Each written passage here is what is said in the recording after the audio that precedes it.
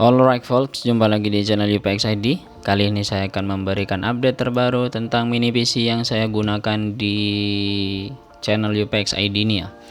Kebetulan mini PC ini sudah berjalan sekitar 5 bulan ya. Dari Desember 2024 kemarin saya beli. Kebetulan beli batch atau banyak. Nah, video kali ini sedikit membahas tentang mini PC yang akan saya review, kemudian proses upgrade. Nah, ini dia untuk mini PC-nya.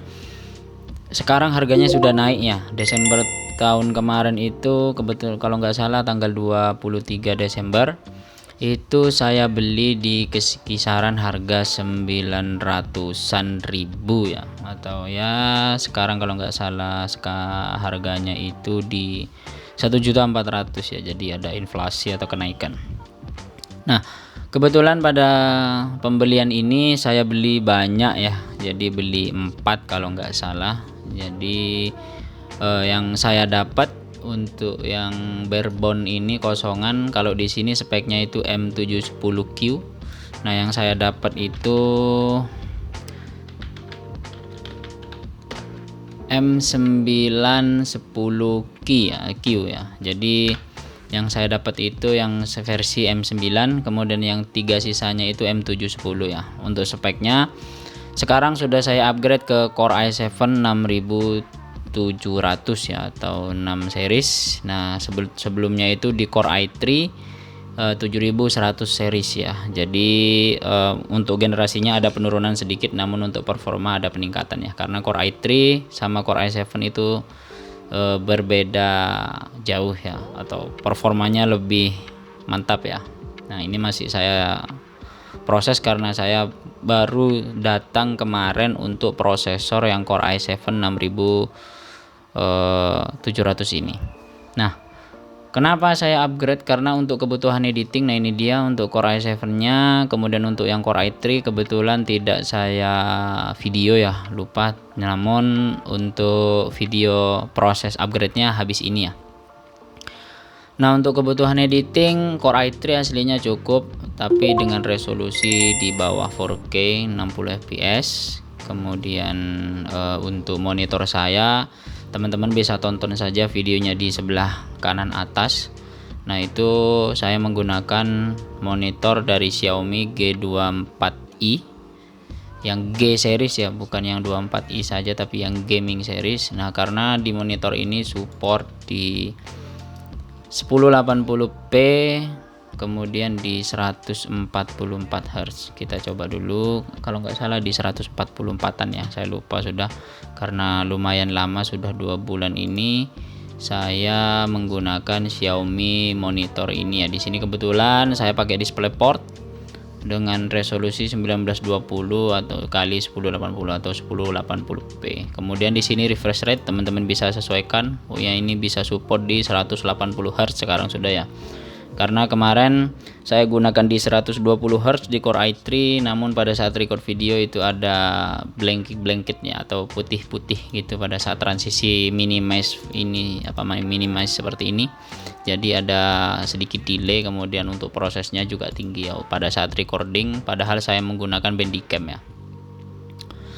Nah, kemudian untuk proses upgrade-nya teman-teman bisa tonton. Untuk pengujian performa di sini ada beberapa detail spesifikasi ya. Ini kebetulan yang sebelumnya Core i3 7100 dengan 14 nanometer di sini. Kemudian jumlah core-nya itu ada 2, kemudian 4 thread. Di total threading-nya itu maksimal di 3,9 GHz.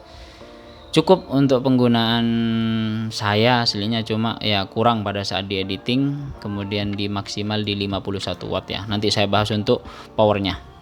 Kemudian di sini sudah ya, karena ini prosesor lama hitungannya, jadi sudah end of service update, atau ya setidaknya update-nya sudah tidak ada. Maksimal di 64 GB untuk memorinya. Kebetulan saya menggunakan 16 GB dual channel. Ini bawaan dari barebone. Terima kasih untuk toko ini ya. Jadi mohon maaf saya tidak disponsori dari toko ini, cuma terima kasih karena mungkin pembelian saya cukup banyak meskipun cuma 4 biji. Tapi untuk yang di barebone bawaannya itu tanpa harddisk namun RAM-nya dikasih 16 GB ya. Terima kasih untuk tokonya. Kemudian sisanya karena tanpa harddisk jadi saya beli SSD-nya itu M-SATA ya, jangan lupa. Karena di prosesor di mini PC ini supportnya di M-SATA yang panjang ya, yang 2280 kalau nggak salah, bukan 2240 ya. Kemudian untuk spesifikasi lebih lanjut di sini GPU-nya ya lebih kenceng ini kayaknya ya, saya lupa sudah. Nah ya sama sih kayaknya kisaran. Kemudian untuk resolusi ya teman-teman, jika menggunakan HDMI di sini resolusinya di 4K maksimal 24 Hz ya, atau FPS biasanya kita tahunya. Ini Hz ya gampangnya. Kemudian karena saya menggunakan DisplayPort jadi bisa dimaksimal di 4K 60 Hz ya. Kemudian atau external panel DisplayPort ini bisa 60 Hz. Kemudian ada DirectX 12, kemudian OpenGL dan lain-lain ya, ini untuk enkripsi dan lain-lain. Nah, perbedaan dengan Core i7 atau Core series yang tinggi itu terletak di teknologinya ya.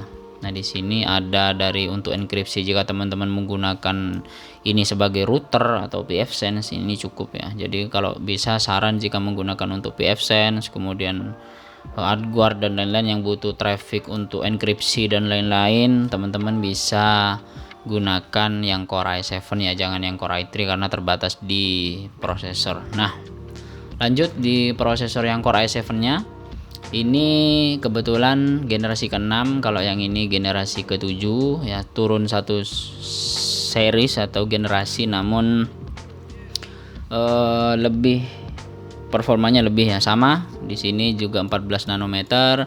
Kemudian di sini perbedaannya adalah core-nya yaitu 4 core 8 thread. Nah, maksimum boost-nya itu ada di 4 GHz dengan base-nya itu di 3,4. Kemudian untuk cache-nya itu 8 MB atau megabyte ya, bukan megabit ya tapi megabyte. Kemudian maksimal untuk TDP-nya itu 65 watt, karena yang ini itu masih 51 watt ya. Jadi untuk penggunaan listrik habis ini saya bahas. Kemudian launchingnya itu di kuartal 3 2015, sedangkan yang ini kuartal 1 2017. Untuk harganya saya dapat di sekitar 900-an ribu kalau nggak salah ya, 960-an kalau nggak salah. Itu ya setidaknya turun satu generasi namun performanya meningkat ya, seperti itu. Kemudian di sini ada end of life atau end of service, sama semuanya Intel HD Graphic 530. Ini juga HD Graphic 630, jadi lebih ya karena satu generasi di atasnya, cuman hanya core-nya yang sedikit ya. Nah, di sini juga ada dukungan 4K yes, sama kayak ini 4K yes, kemudian di 60 Hz. Kemudian untuk output grafisnya bisa DisplayPort, HDMI dan DVI. Di sini juga ada keterangan untuk HDMI dan DisplayPort-nya jika teman-teman menggunakan monitor yang 4K. Kemudian untuk enkripsi kita lanjut saja. Kemudian untuk soket ya, saya lupa ngomong. Soket yang digunakan untuk mini PC ini yaitu LGA 1151 ya. Jika teman-teman mau menggunakan atau mau upgrade, silahkan ambil yang LGA 1151 ya. Kemudian nanti saya bahas untuk beberapa jenis yang support untuk mini PC jenis yang ini ya. Seperti itu. Kemudian untuk enkripsi dulu, di sini ada Intel vPro platform ya, untuk semua keamanan dan ya intinya inilah untuk enkripsi dan lain-lain. Ini sudah yes semua, ada satu cuma yang Optane yang tidak ya, sisanya sudah yes semua. Nah, lanjut ke pembahasan yang prosesor upgradationnya. Nah, ini saya baca dari forum. Nah, di sini ada yang tanya untuk seri yang M910Q namun yang 10 MV ya belakangnya. Jadi di sini biasanya ada serinya, di sini cuma Lenovo ya. M10MU kebetulan punya saya, 2QQ01 ini tidak usah dibaca, tapi 4 angkanya di sini dibaca. Itu tidak support di yang F series ya, atau yang tidak ada VGA karena slot PCIe-nya di sini masih mini atau kecil kalau nggak salah, seperti itu. Kemudian terima kasih untuk teman yang dari Big AI ini yang share bahwasanya jika menggunakan prosesor Core i7 7700 di TDP 65 watt ya, support untuk M910X tipe 10N0 ya. Pokok intinya 10 series kalau nggak salah ini ya. Di belakangnya itu support sama seperti punya saya, ini gambarnya. Jadi di sini saya direkomendasikan aslinya menggunakan yang ada T series. Kebetulan saya tidak ada, jadi adanya yang 7600 tanpa T ya. Ini 4 core 4 thread. Kemudian di 6 MB cache-nya ya. Cuman abang ini bilang juga direkomendasikan jika ingin menggunakan ini atau menggunakan prosesor di upgrade Core i5 ke atas itu untuk upgrade pasta dan juga pendingin ya. Di sini ada juga untuk nah ini dia.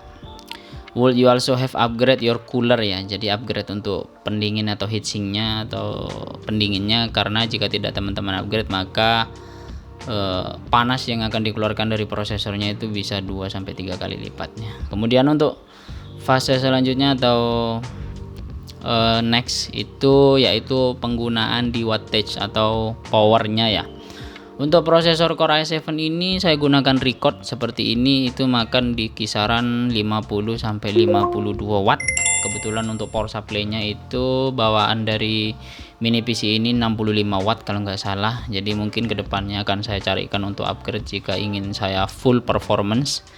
Kemudian untuk ya proses aman lah sekarang juga ini sudah, karena i7 6700, kemudian 16 GB SSD 128 ini dari KYO. Saya beli online ya 2280 untuk C-nya, kemudian hard disknya 1 tera untuk D untuk data-data YouTube video pada saat render dan lain-lainnya. Mungkin seperti itu saja. Silahkan tonton video proses upgrade-nya. Untuk tipe prosesornya teman-teman bisa cek pada video upgrade-nya ya, atau proses upgrade-nya, karena saya sertakan di sana untuk lebih detailnya. Kemudian untuk teman-teman jika ada yang tanyakan silahkan like, comment, dan subscribe. Sampai jumpa di video selanjutnya. Bye bye.